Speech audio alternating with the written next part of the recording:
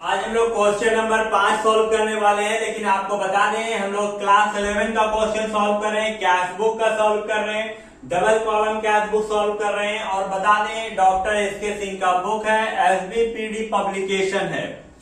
तो यहां पर हम लोग कैश और बैंक का ट्रांजेक्शन से related double column cash book देख रहे हैं। तो जो भी पैसा आपके पास कैश आएगा तो उसको 2 में लिखना है, बैंक में आएगा यानी डिपॉजिट होगा तो 2 में लिखना है, और आपके पास यदि कैश जा रहा है तो उसको बाय में लिखना है, और बैंक से पैसा जाएगा तो उसको भी बैंक का कॉलम में बाय में लिखना है।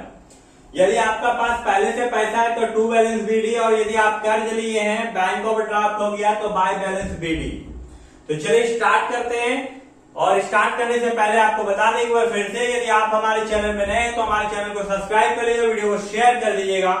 अब क्वेश्चन नंबर 5 सॉल्व कर रहे हैं हम लोग। यहाँ पर लिख रहा है prepare the 2 column cash book for the following transaction of Yogita, यानी योगिता का बुक में आपको डबल कॉलम कैश बुक बनाना है।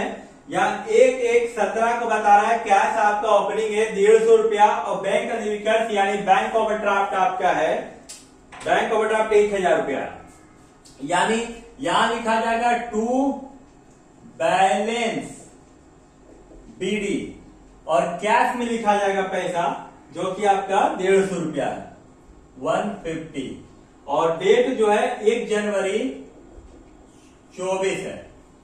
यहां पर भी 1 जनवरी 24 होगा, और बाय बैलेंस बीडी होगा क्योंकि बैंक ओवरड्राफ्ट है, और ओवरड्राफ्ट जो होता है वो कर्ज होता है, और यहां पर जो है ओवरड्राफ्ट वो आपका 1000 रुपया है, तो 1000 लिख दिए बैंक में।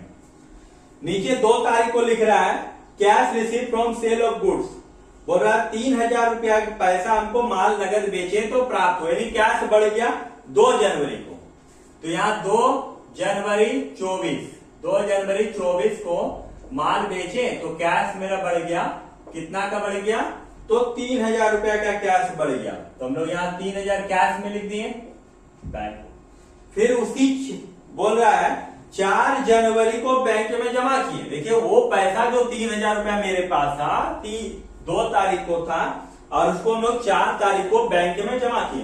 तो जब बैंक में आप जमा किए तो बैंक बढ़ जाएगा, तो बैंक बढ़ जाएगा कि 4 जनवरी 24 को बैंक बढ़ गया, तो आप ले जाके क्या जमा किए, कैश जमा किए, ये कॉन्ट्रा एंट्री है। तो कितना रुपया बैंक बढ़ गया आपका 3000 रुपया, और आपका पास से कैश कम हो जाएगा। कब? 4 जनवरी को, 4 जनवरी 24 को कैश कम हो जाएगा। कहां से कम हो जाएगा? तो आपके पास से कॉन्ट्रा एंट्री कितना रुपया 3000। एक बार इस एंट्री को हम लोग समझ लेते हैं। देखिए यहां पर लिखा हो बैंक में जमा किए, तो बैंक में जब जमा किए तो आप इसका एंट्री क्या बनाइएगा, यानी बैंक अकाउंट डेबिट, और 2 में क्या कीजिएगा, टू कैश अकाउंट। अमाउंट 3000 रुपया है तो आप 3000 रुपया लिख दीजिएगा। अब इसको यदि हम लोग को चढ़ाना रहे अकाउंट में, तो जब बैंक को आप बंद कीजिएगा तो टू कैश लिखेगा। देखिए हम लोग टू कैश लिखे और बैंक में पैसा लिखे, और जब कैश का बनाना रहेगा तो कैश को बंद करेंगे तो बाय बैंक लिखें, और अमाउंट जो है वो कैश में लिखा जाएगा। तो यदि आपको डाउट हो रहा, आपको दिक्कत हो रहा बनाने में, तो आप एक बार एंट्री उसको सॉल्व करके उसको बना सकते हैं। ये डबल एंट्री इसलिए हुआ क्योंकि कैश और बैंक का लेजर बन रहा, और यहां भी कैश और बैंक ही एंट्री में है। तो जब भी आप पैसा जमा कीजिए या पैसा आप निकालिए, इसको कॉन्ट्रा एंट्री बोलता है, और ये दोनों जगह जाएगा। जब आप जमा कीजिएगा बैंक में तो बैंक बढ़ेगा और कैश घटेगा, और जब आप कैश निकालिएगा बैंक से तो कैश बढ़ेगा और बैंक कम हो जाएगा। तो इस पे ध्यान देने की जरूरत है, क्योंकि इसी में स्टूडेंट गलती कर जाते हैं। चलिए 4 तारीख के बाद 6 तारीख को आते हैं। लेकिन ऑफिस प्रयोग हेतु बैंक से रोकड़ कारण किया 500 रुपया। 6 तारीख को हम लोग बैंक से 500 रुपया निकाले। तो जब 6 जनवरी को हम लोग निकाले हैं, 6 जनवरी 24 को बैंक से पैसा निकाले तो 500 रुपया हमारा क्या हुआ, कैश बढ़ गया। तो यहां पर क्या लिखाएगा, टू बैंक अकाउंट, और ये काउंट्रा एंट्री है, कैश निकाले तो कैश बढ़ गया, और यहां पर 6 तारीख को बैंक घट जाएगा 6/24 by cash account, Contra entry, और कितना रुपया बैंक घट जाएगा 500।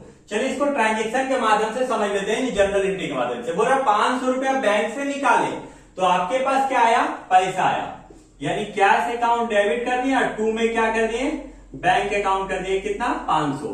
अब जब हम लोग कैश का बना रहे हैं एंट्री, तो कैश को बंद करेंगे तो टू बैंक लिखें। देखिए टू बैंक लिखें और कैश में पैसा लिखें, और जब बैंक का आप बनाइएगा, बैंक को बंद कीजिएगा तो बाय कैश लिखेंगे और बैंक में पैसा लिखेंगे। देखिए बाय कैश लिखे हैं और बैंक में पैसा लिखा, अभी हम इससे पहले भी आपको समझाए थे। चलिए नेक्स्ट ट्रांजेक्शन में आते हैं। लिख रहा है 15 जनवरी को चेक द्वारा ऑफिस के लिए किराए का भुगतान कीजिए। कि चेक से हम लोग किराया दिए, रेंट दिए, तो बैंक हम लोगों का कम हो जाएगा। कितना तारीख को दे रहे हैं? तो 15 जनवरी को दे रहे हैं। यहां देखिए 15 जनवरी 24 बाय रेंट अकाउंट। और कितना रेंट पे कर रहे हैं एक बार देख ले हम लोग। तो रेंट पे जो कर रहे हो 200 रुपया का हम लोग कर रहे हैं चेक के माध्यम से। यहाँ 200 रुपया लिख दिए। अब हम लोगों को यहाँ पर एंट्री नहीं है, अब हम लोग जोड़ के बैलेंस से निकालते हैं। तो देख रहे हैं कि टू साइड का ज्यादा है तो बाय साइड में निकलेगा। तो यहां लिखेंगे बाय बैलेंस सीडी। टोटल करते 3000, 3500, 3650। कैश में हो गया 3650। यहां भी कैश में लिखेंगे 3650 में 3000 किया तो बच गया 650। जो सीडी निकलेगा वो महीना का लास्ट दिन 31 जनवरी 24 और ये 1 फरवरी हो जाएगा ओपनिंग 1 फरवरी 24 और लिखाएगा टू बैलेंस बीडी। और कैश में कितना निकला है? 650। चलिए बैंक का देखते हैं। बैंक का टोटल 3000। इस साइड में आपको 3000 लिख देना है और 3000 में घट जाएगा 1000, 1500, 1700। तो 1700 घटा देंगे 3000 में तो बचेगा 1300। ये 1300 बैंक का सीडी से बीडी हो जाएगा। चलिए चेक करते हैं आंसर है कि नहीं। कैश में 650, बैंक में 1300। तो यहां हाँ आपका कैश में 650 ही दिया हुआ है और बैंक में आपका 1350 दिया हुआ है। और इस तरह से आपका क्वेश्चन नंबर 5 हम लोग सॉल्व कर लिए हैं, लेकिन प्रैक्टिस करने की जरूरत है। यदि आपको एक बार में समझ में नहीं आ रहा तो वीडियो को दोबारा देखिए, वीडियो को दोबारा समझिए और इसके बाद भी समझ में नहीं आ रहा तो आप हमसे कमेंट करके पूछ सकते हैं। यदि वीडियो आपको अच्छा लगे तो वीडियो को अपने दोस्तों के साथ शेयर कर दीजिएगा। वीडियो को पूरा देखने के लिए धन्यवाद।